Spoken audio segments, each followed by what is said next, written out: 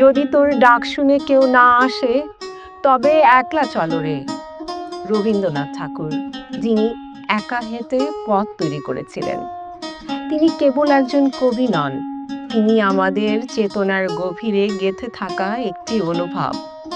যখন বাংলার মন প্রাণ খুঁজছিল নিজের ভাষা, নিজের সুর, নিজের পথ, তখন তিনি এলেন একা। আজ তার জন্মদিনে আমরা তাকে স্মরণ করছি। আমরা স্মরণ করছি কেবল একজন কবিকে নয়, একটি যুগকে, একটি বিপ্লবকে, একটি অনন্ত আলোকে।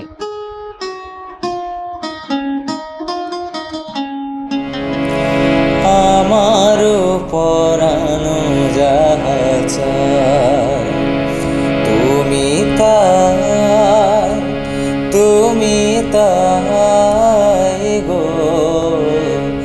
আমারও পরানো যাহা চায়।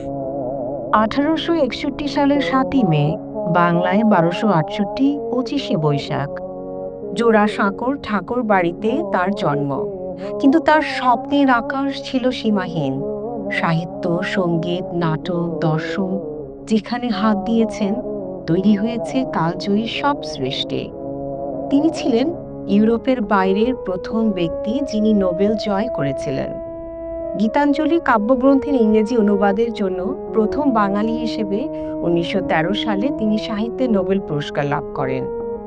গীতাঞ্জলি দিয়ে তিনি শুধু একটি পুরস্কার জিতেছেন তা নয়, বরং গোটা বিশ্বকে চিনিয়ে দিয়েছিলেন বাংলা ভাষার এবং কবিতার জাদু।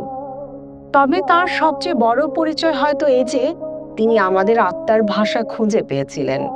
প্রেম, বিরহ, প্রকৃতি, ঈশ্বর, মানবতা সব কিছু যেন নতুন করে জীবন্ত হয়ে উঠেছিল তার কলমে। আরো কিছু নাহি চাই গো, ও আমার পরানো যাহা চায়।